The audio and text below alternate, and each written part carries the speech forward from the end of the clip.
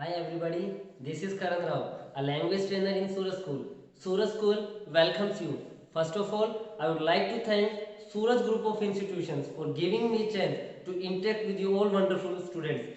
Dear students, as you know that in these hours of sorrow when we are fighting with the coronavirus due to which the studies are being disturbed.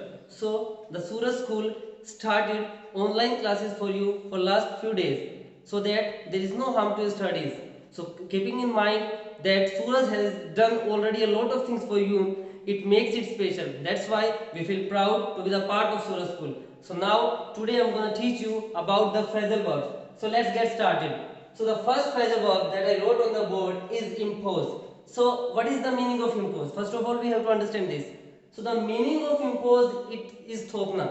It means I want to say that I wrote here thopna. So here I want to say that you are saying someone to do something, but actually he doesn't want to do that one thing. You are just pressurizing him for doing that one thing. So in this sense you have to use impose. It means if I talk about in Hindi, जब आप किसी को जबरदस्ती कुछ करने के लिए कहते हैं तब आप इस फ्रेजल वर्ब का यूज करते हैं. So that is impose. For example, there is a sentence, you are imposing your will on me. It means आप अपनी इच्छा मुझ पर थोप रहे हो. सो थोपना इट मीन्स किसी से कोई काम जबरदस्ती करवाना. So that in that sense we can use impose. So the next phrasal verb that I wrote on the board is offhand. That is offhand. You know very well that here is O double F. So the pronunciation should be off. And if I talk about OF, so the pronunciation will be O, not off. So you have to remember this thing. So offhand that I wrote the meaning is बिना किसी तैयारी के. It means without any preparation. So whenever you are going to do something without any preparation, so you can use offhand. So the phrasal verb is offhand. For example, I went for interview offhand. It means मैं interview देने के लिए गया बिना किसी तैयारी के. So you can use offhand. Now there is a question, you can arise the question that sir, why should we use phrasal verb instead of using verbs? So the thing is, if you use phrasal verb, then it makes your language lucrative. So you must use it. Okay. So the next point that I wrote on the board is the next phrasal verb is sigh of relief. Sigh of relief. So the meaning of sigh of relief is चैन की सांस लेना. It means काफी बार होता है हमारे साथ कि कुछ काम करने के बाद हमें अपने आप को सेटिस्फेक्शन होता है कि यस अब ये काम हो गया, अब मैंने चैन की सांस ली, हम बोलते हैं जनरली. सो उस सेंस को जब भी आप दिखाना चाहते हो, बताना चाहते हो, then you can use sigh of relief. For example, I sighed of relief. मैंने चैन की सांस ली.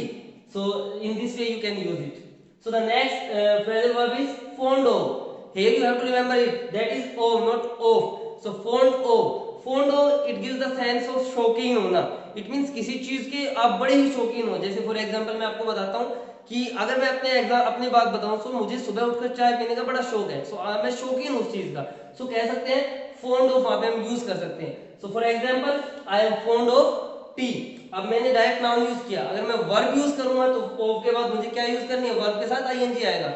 I am fond of taking tea. You can use in this way.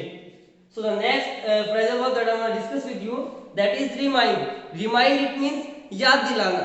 So remind जैसे आप कहते हो काफी बार कोई आपके सामने आ जाता है, सो आप कहते हो कि आप तो मुझे ना राम की याद दिलाते हो, आप तो मुझे दीपक की याद दिलाते हो. जब भी मैं आपको देखता हूँ मुझे ऐसा लगता है कि मैं दीपक को देख रहा हूँ. इस सेंस में जब भी आपको किसी से बोलना हो तो आप कहेंगे यूज करेंगे रिमाइंड. क्या यूज करेंगे, remind. For example you remind of Deepak, आप दीपक की याद दिलाते हैं. So the next phrasal verb here is put out. Put out. Put out आप जनरली यूज करते हो आग बुझाने के सेंस में. काफी बार कहते हैं जैसे आप सपोज करें कहीं पर्टिकुलर जगह पे आग लग गई तो हम कहेंगे कि आग बुझाते हैं. सो बुझाना उस वे में. For example put out the fire, आग बुझाएं या बुझाओ, उस सेंस में आपको यूज करना है. सो the next phrasal verb is get in या गेट ऑन, दोनों बोल सकते हैं.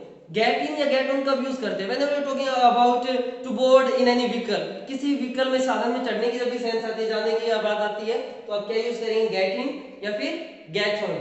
For example I got in the bus या I got on the bus, मैं बस में चढ़ा. सेकंड फॉर्म होगी, पास्ट की बात कर रहे हैं. So next phrasal verb is stand by. Stand by it means होता है साथ देना. जब भी आपको किसी को कहना हो कि काफी बार आपने सुना होगा, जैसे फॉर एग्जांपल मान लो आप किसी वार की स्थिति में है देश, और कहते हैं ना कि आधी फोर्स जा चुकी है और आधी फोर्स स्टैंड बाय के ऊपर है, मतलब अगर कोई क्राइसिस ज्यादा बढ़ता है, कुछ भी प्रॉब्लम होती है, तो स्टैंड बाय में टीम तैयार है दूसरी। सो स्टैंड बाय होता है साथ देना।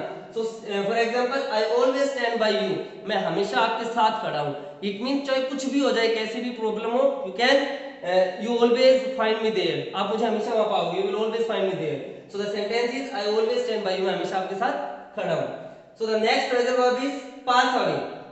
पास अवे इट मींस मृत्यु हो जाना। काफी बार कहते हैं कि मेरे दादाजी एक्सपायर हो गए। सो एक्सपायर आप वर्ब यूज करते हो, बट आप अपनी लैंग्वेज को ल्यूग्रेटिव बनाने के लिए pass away phrasal verb use कर सकते हो। सो पास अवे को क्या बोलेंगे? एग्जांपल देखिए, his father passed away last year, जो उसके पिताजी थे वो पिछली साल गुजर गए, पास हो गए। सो ये मैंने आपको 9 फ्रेजल वर्ब्स बताई। चलो एक फ्रेजल वर्ब और पूछते हैं, वो आपको बताना है और कमेंट सेक्शन में उसका रिप्लाई करना है। The phrasal verb is chill out, mostly use करते हो, so you have to tell it. So thank you so much. I hope you all got this lecture and we will meet in the next video. Thank you very much and keep connected with us. Stay connected with us. Thank you.